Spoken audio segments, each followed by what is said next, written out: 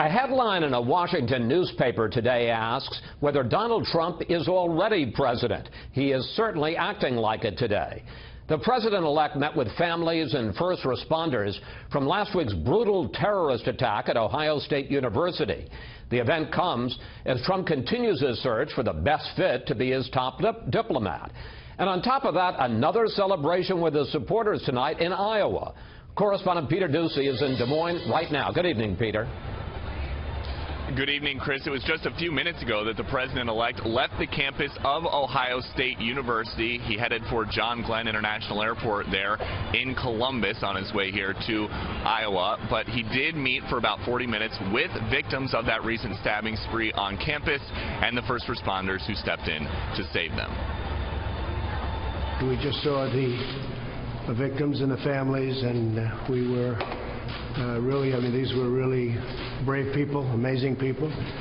The police and first responders were incredible. The job done in particular by one young gentleman was incredible.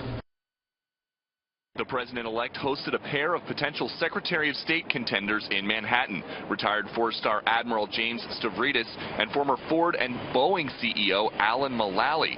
Stavridis was actually vetted as a running mate earlier this year for Hillary Clinton and used to be a big critic of Mr. Trump. I think he does not seem to have a grasp of the issues that are facing the nation. But after emerging from Trump Tower's golden elevators, the retired admiral sounded like an admirer. I found it to be a very interesting and a very informed conversation. Mullally's invitation is intriguing because his resume includes stints at two recent Trump targets. Boeing, singled out earlier this week as spending too much on the next generation of Air Force One, and Ford, which Mr. Trump repeatedly warns against building any more of its cars out of the country. You're not going to have any cars coming across the border unless you pay a 35% tax. That's it.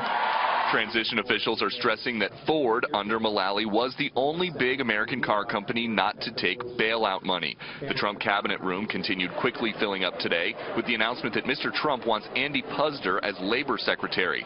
Puzder is the CEO of CKE Restaurants, which runs Hardee's and Carl's Jr., and the businessman regularly advocates against raising the minimum wage. That Labor Department pick followed a night of fighting with organized labor. The head of a union representing some Indiana carrier workers thinks the president-elect inflated the number of jobs saved there, telling the Washington Post this week, quote, Trump and Pence, they pulled a dog and pony show on the numbers.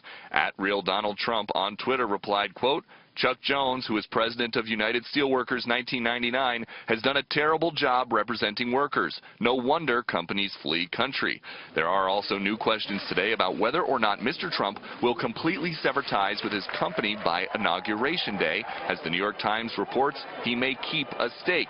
Trump lawyer Michael Cohen responded this morning. And everybody's concentrating on what he's going to do with the business. They're going to find out on December 15th.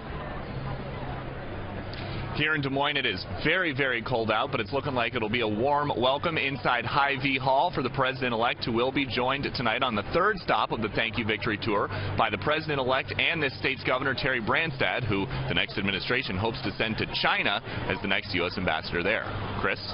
Peter Doocy reporting from Des Moines. Peter, thanks for that.